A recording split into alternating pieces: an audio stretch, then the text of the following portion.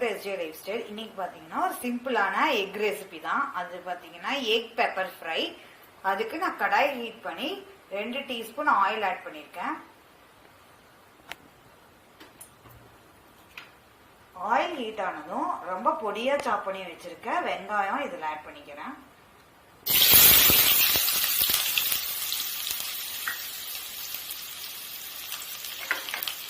இது ஃப்ரை பண்ணிக்கலாம்.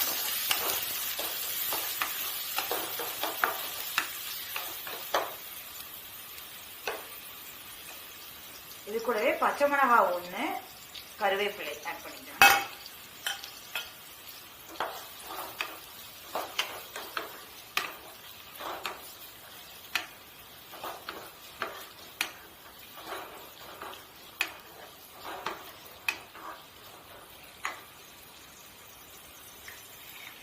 கூடவே பொடியா கட் பண்ணி வச்சிருக்க தக்காளி ஆட் பண்ணிக்கிறேன்.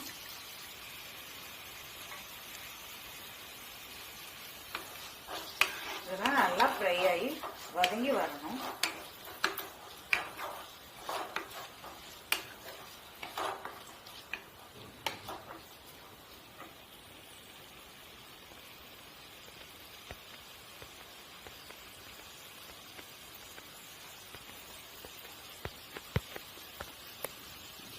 தக்காளி வெங்காயம் நல்லா வதங்கிடுச்சு. இப்போ நான் ஒரு ஜிஞ்சர் கார்லிக் பேஸ்ட் ஆட் பண்ணிக்கிறேன். ஒரு டீஸ்பூன் ஜிஞ்சர் கார்லிக் பேஸ்ட் இதில் ஆட் பண்ணிக்கலாம்.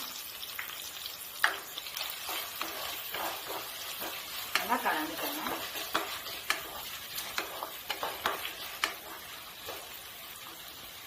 கூடவே 1/4 டீஸ்பூன் மஞ்சள் தூள், 1 டீஸ்பூன் மிளகாய் தூள்,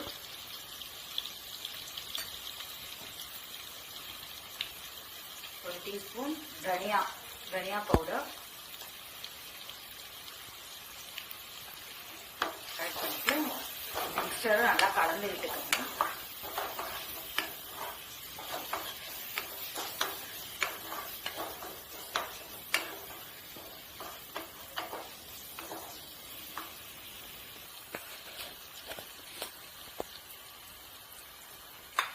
ஒரு டீஸ்பூன் கரம் மசாலா அதை ஆட் பண்ணிக்கலாம்.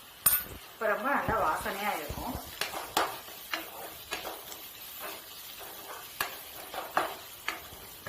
இந்த மிக்ஸ்டர் நல்லா குக் ஆகி வரக்காக கொஞ்சம் வாட்டர் ஆட் பண்ணிக்கோங்க.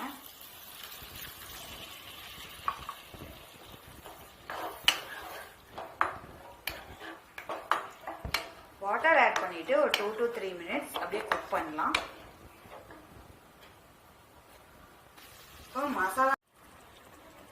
மசாலா மேல உடைச்சு வச்ச முட்டைகளை அப்படியே ஊத்திருக்கேன். முட்டைகளை ஊத்துனதுக்கு அப்புறம் நம்ம இதை கலக்கி விடக்கூடாது.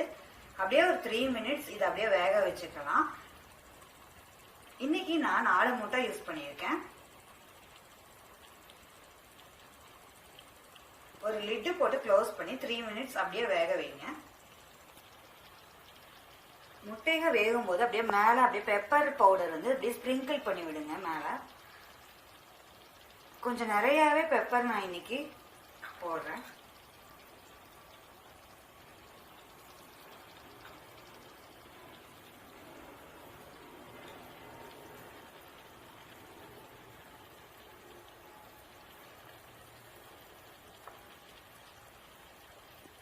கூடவே இந்த பெப்பர் ஃப்ரை தேவையான சால்ட் ஆட் பண்ணிக்கலாம்.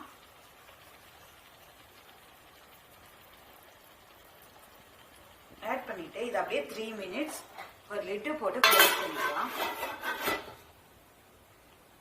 இப்ப பாருங்க எக்கெல்லாம் நல்லா வெந்துடுச்சு. நான் இப்ப கொரியாண்டர் லீவ்ஸ் மேல அப்படியே தூவிக்கிறேன்.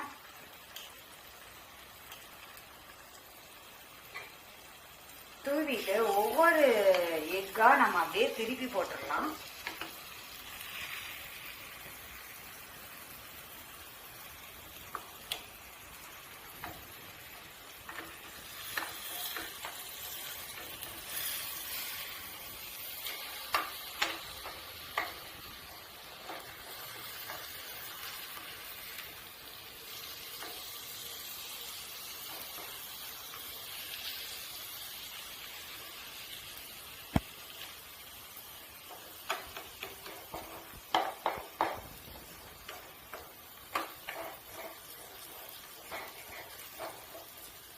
இப்போ 4 எக்குமே நம்ம திருப்பி போட்டாச்சு. இப்போ இன்னொரு சைடு நல்லா வெந்ததுக்கு அப்புறம் நம்ம எடுத்துக்கலாம். இப்போ 2வது சைடு திருப்பி போட்டதுக்கு அப்புறமும் நான் கொஞ்சம் பெப்பர் பவுடர் ஆட் பண்ணிக்கிறேன்.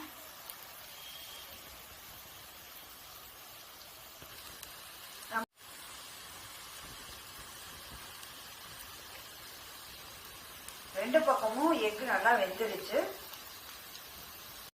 சிம்பிளான எக் பெப்பர் ஃப்ரை குயிக்கா ரெடி ஆயிடுச்சு. இப்போ நம்ம இதைய சர்விங் பவுல்ல மாத்திக்கலாம்.